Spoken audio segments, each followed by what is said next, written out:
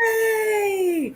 We did it. Hi, Emily. Hi, Shannon. Happy Monday. Happy Monday. Happy Monday, journeyers. We love you. Hey, journeyers. What's up? We're talking about reliability this month. This month, and we have lots to talk about. We have We have lots. so much to talk about. Just before we started streaming, we were talking about how reliably hot it is in Texas. I am so sorry. It is. It's just uncomfortable. Yeah, I bet. Like, it's uncomfortable. It's like, oh, I want to do this thing and I want to do that thing, and all of those things are out there in the world outside of the AC. And maybe I'll just stay inside. Thank You know. goodness you have a reliable air conditioning unit. See, now I told you it went out. Did I tell you, journeyers? It just went out. But this was a little while ago. And then we had to go to a hotel. Then we had to come back and wait for it to get all finished. And now it's finished. And it wasn't reliable before, but it's reliable now. We are actually, my husband is very on top of it being an adult, and he is like getting routine maintenance done on our air conditioning this week. I know, just so it can be reliable and not go out in the middle of summer. Thanks, husband. Like, Yeah. Thanks a lot. He's really good at being a grown-up. Oh, it's sometimes, you know what? I love this. So we have these ideas about being a grown-up. And what if one day we wake up and we're just like, I want to be a different grown-up. Look at this. Ooh. So reliability and safety as a negative. So like that, are we talking about like the fear of kind of like getting stuck in like a reliable anything hole? Like, well, more like the fear of looking up and you're like, oh, I do this thing that I do on a day-to-day or a year-to-year or this whatever is super reliable, and I never want it to change ever. So I'm just going to do this every day because I can rely on it to be the same all the time. And maybe that's not so great. Probably not. I was thinking about this. Because in my field in like behavior analysis, we're all about like consistency, right? Consistency and like procedural fidelity, making sure things happen on a schedule with a reliable routine. But because life and humans, we are not made for so much structure. Like, we're made for a good amount of structure. And so I think there's a difference between consistency and rigidity. Ooh. You know? Yeah, let's talk about it. Let's talk about consistency versus rigidity. Consistency being like, we do this thing. Oh, we do this thing. How about I'll use breakfast? We eat breakfast every day. Consistency. Rigidity. We eat only Cheerios for breakfast. Or we eat breakfast at 8:05 a.m. every day. And if we miss it, we lose our minds. Because truly, like, if we are so married and so like glued to something, then when that thing doesn't happen, it is tough, right? Ooh. I'm trying to think of like a good what's a real example? Okay, all right. I've got lots. I mean, breakfast is real example, but we go from on and off the stage. So here's a I think I'm gonna, I don't know. Tell me if I get too close to a line here, okay? So here's an on the stage example. Sometimes in certain circles, how about we'll take gibberish. We'll take gibberish and we'll use sometimes when we're speaking in gibberish, or we get used to speaking in gibberish for games, what we'll do is we'll create shortcuts, right? All right, well, let's create shortcuts. And sometimes a shortcut could be something like, oh, whenever I say trizzy, trizzy, that means tree. All right, anytime I say trizzy, trizzy, it means tree. Now, this is the deal.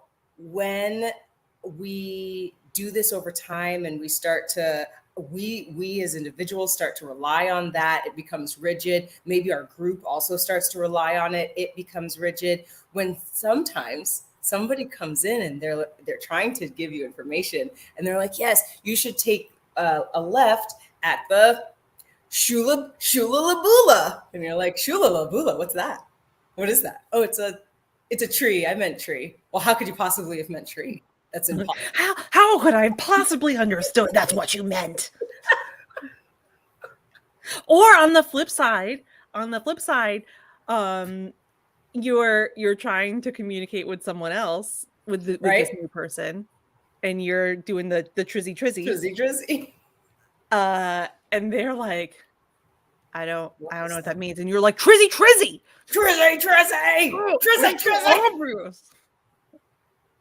We do I mean, we do the shorthand over Comedy Sports has 5 things for people who 5 or 7 things, depending on where you are, a number of things. Mm-hmm. And I know that at least our city, and I think a lot of cities, if you got Friends, if people were trying to get you to guess the show Friends, the first thing any Comedy Sports player does is go. Right. Yes. But if you have a Gen Z kid who comes in and is like, why are you clapping at me? What is the clapping? Right? This can cause so much interesting things. I love this word. You said consistency versus rigidity. The consistency in this conversation is the game itself. We're consistently going to play this game, and consistently we're going to speak in gibberish. Rigidity being using this specific shortcut to say these things. And we can get in a lot of trouble, right? Because our communication starts to break down, and it's neither party's fault. It's this overuse, or how about not the overuse, but not the inability, but the inflexibility. We like to talk about flexibility on this show, the inflexibility to change that rigidity, because look, we are relying on being safe. We're like, oh, it's really safe if I just, right? Then I know exactly that this person should get this clue. But maybe, and if they don't, what happens? So many not fun things. Right. You feel unsafe. Right. Or, I think that's probably not a great word to use, but you definitely feel uncomfortable, right? You're like a little bit lost, maybe. And I think if we think about that in life, if there's something where it's like, think about like when you were driving to work, and there is like a traffic jam. Here we go. And you had like timed your day, like this isn't a route that usually has a traffic jam, but maybe there is an accident in the intersection in front of you, right? And how angry do you get? And how stressed do you get when you have to now find another route, or oh man, or if you're stuck, like if you're like in that place where like you can't back up and you can't turn and you're just stuck there for an unknown amount of time. I hate that. It is. It's not fun. But the idea that we're talking about here is being flexible in the face of rigidity. Yeah. Like really, I feel like reliability. I need to. I mean, the topic is reliability, but what we're trying to say, I think, is we don't want to confuse reliability and rigidity, because once we start being rigid, then this is when our safety actually can feel compromised, and the reliability feels like a negative, right? Yeah. Being reliable isn't negative, but yeah, confounding it, Yeah. confounder, confound, confusing it with rigidity is going to start having us look at it as a negative. And like that rigidness also makes it so that we can't play in our lives. When our lives are reliable, we do get to play. Like, oh, this thing happens on a consistent basis, whatever that is. I go to work or I watch this movie, I get together with my friends. And that makes it so I can play, right? The getting together with my friends can be every Thursday, but maybe we don't do the same thing every day. I'm trying to bring that thread into, well, that we were talking about it with gibberish, but even with relying on other players for their blank. Oh, so and so always remembers all the names. Like, they don't worry, they're going to come in here and they're going to remind me of my names. Well, think about if you were that person too. Like, if it was like, okay, I don't have to worry about it because Shannon's got all the names every time. Shannon, the names. Me neither. You and me both. It's just our scenes are just everyone has multiple names. And it's fine. They have first, fine. middle, and last names, and they get to be called by all of them. Yeah. And so it puts a lot of pressure on that person too. And they can also feel fairly negative about it. There's a lot of pressure to not screw up. And if you do screw up, then oh my gosh, you've shot your reliability, right? And there shouldn't, in improv, we should never have that pressure. Right. Yeah, because the person, we're still in that moment. What we should be relying on is that person being there, like that person being a good improviser in many ways, instead of the rigid part of this one thing about them is what we rely on, this rigidity about them. So it is interesting because what we want to be doing is remaining flexible within the reliability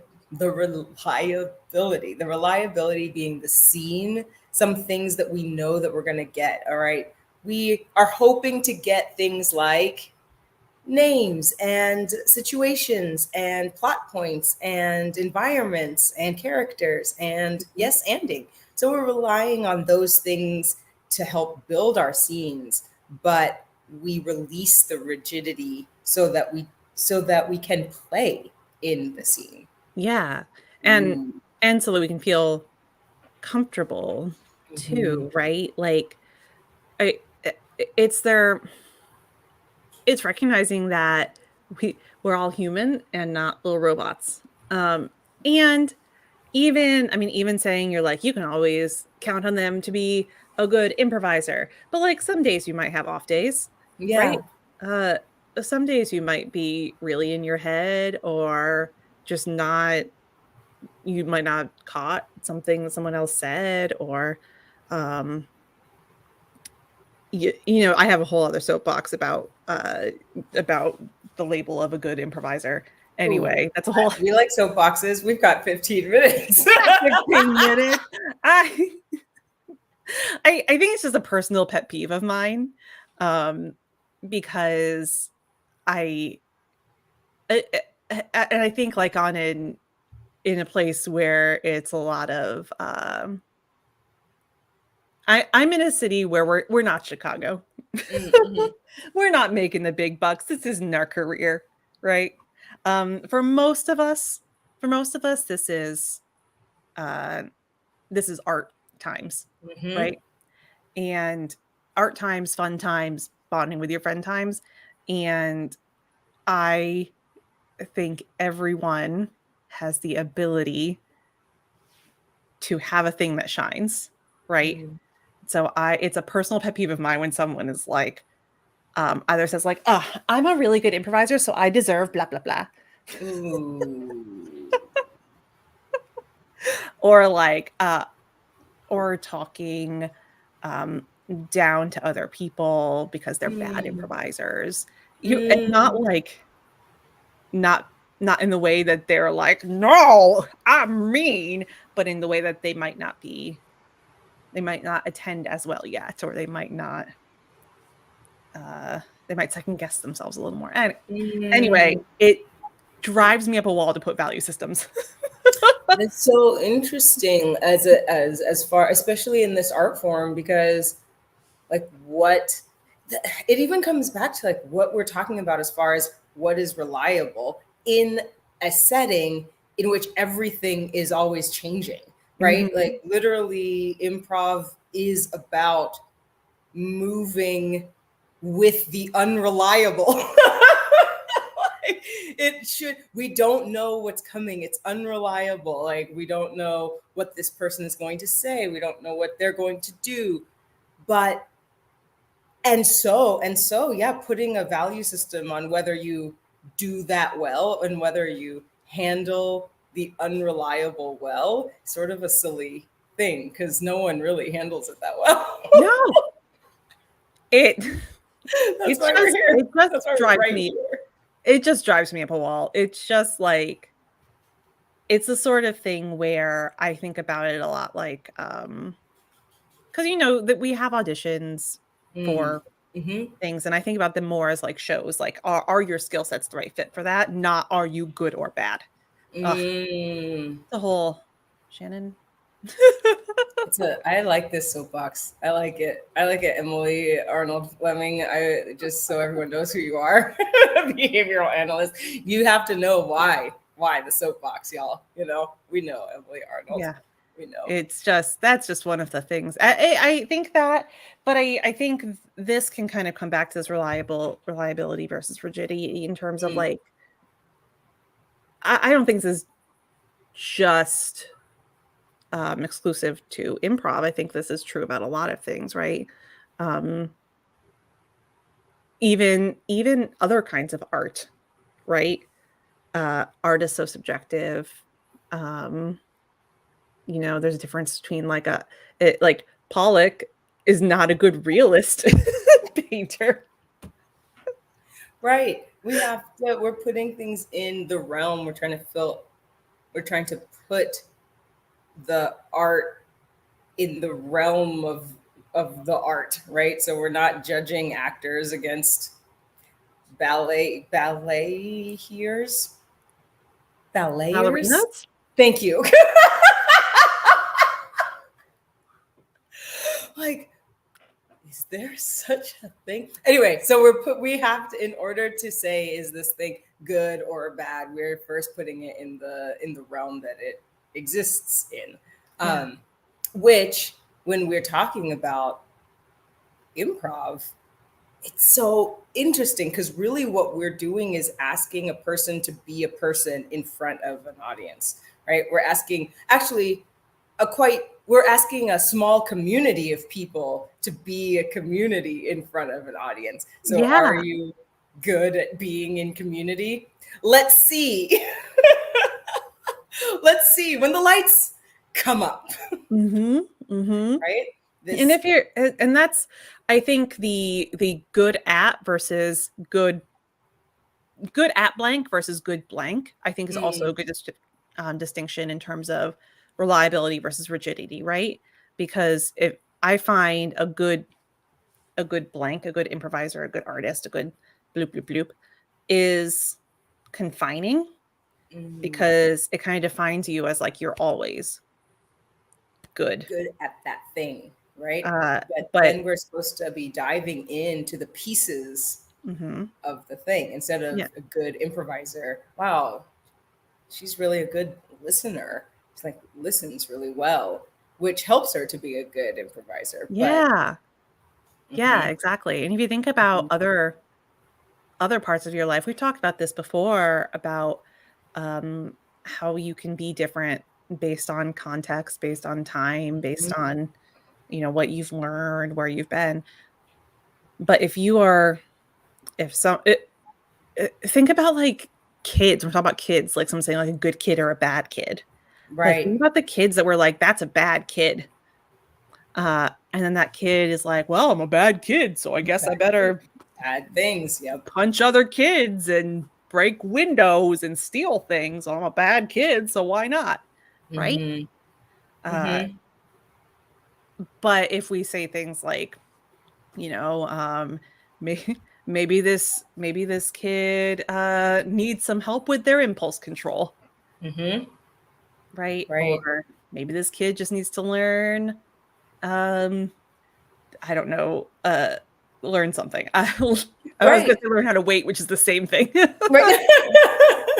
Either all of it, yes, but we're taking a piece. We're taking a Mhm, piece mhm. of that of that person and offering aid or just looking at that piece Yeah. instead of taking the piece and saying that that piece is actually the whole of the person. Yeah. Yeah. Mm-hmm. Yes. Mm-hmm. Yes. This is it's as we're talking about like taking pieces and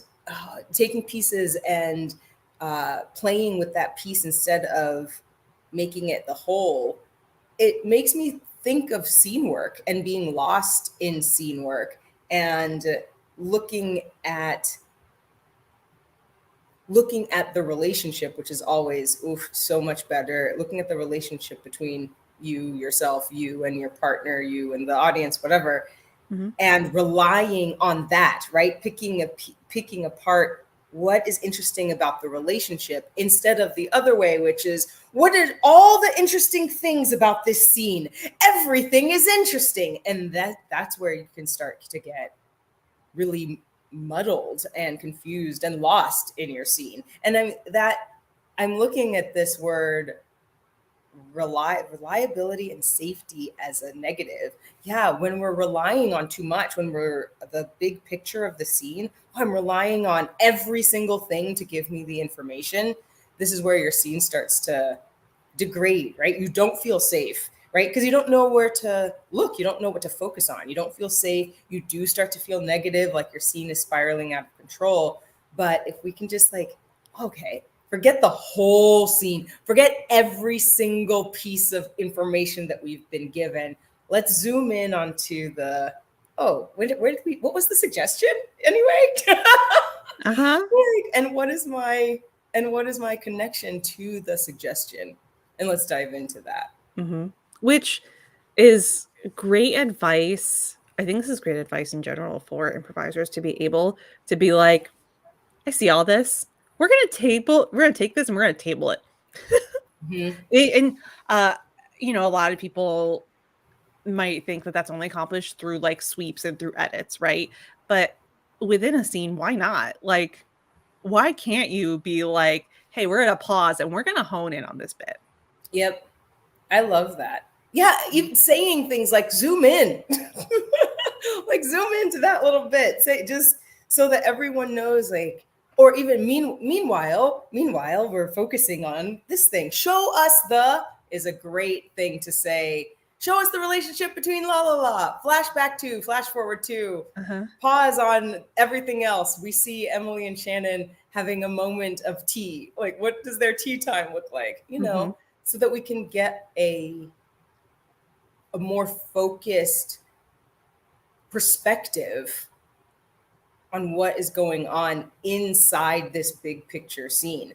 And Mhm. when we're talking about this reliability, like what is the focused perspective on what is reliable in your life? Why do you like that thing instead of just leaning on the thing as a security blanket? Like, oh, I really Yeah. like having breakfast.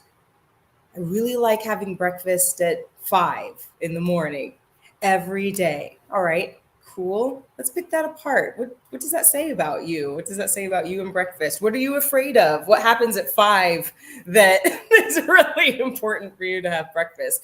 So that we now, like, if we can answer those deep finite questions, we can even start zooming out now and looking at what is what is being built around us, what we're building. Yeah. Yeah.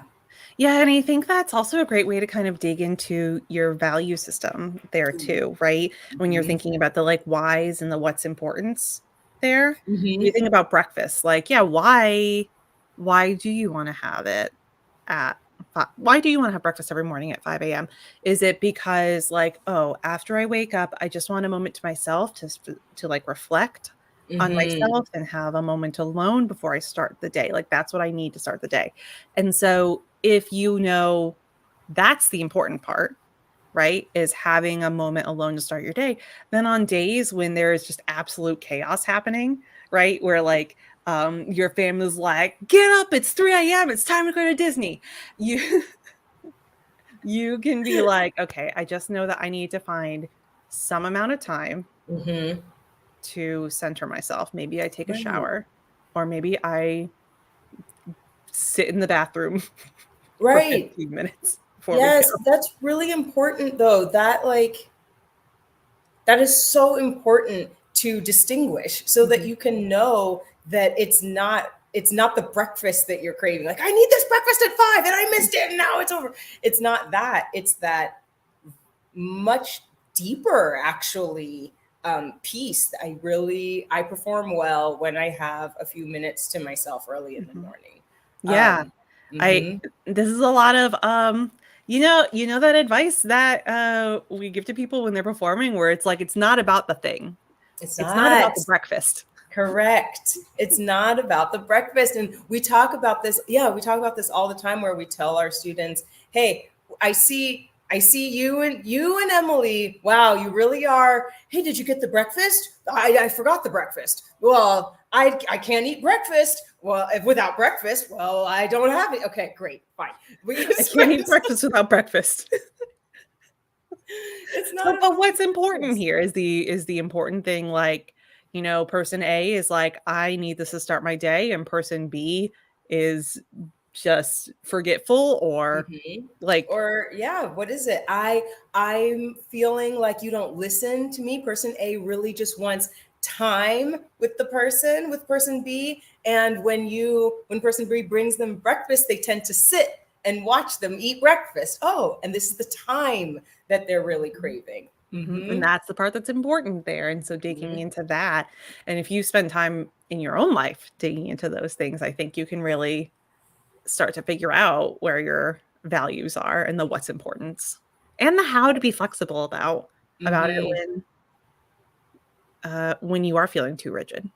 Oof. I feel like that's such a difficult question for some people because specifically because of this Mhm, reliability, we're conflouting or we're confusing the rigidity, but really what we think is the thing is important. We really tend to have this thought that what it is the breakfast, like, and it's hard to start peeling those things apart. And when we're on stage and doing a scene, it's infinitely difficult because we have no time, right? yeah, We're just like, what's landing here? What's making people laugh? What am I getting a response from? Oh, it's this breakfast thing. So I'm just going to keep saying breakfast a lot and getting the laugh. But now we're not paying attention to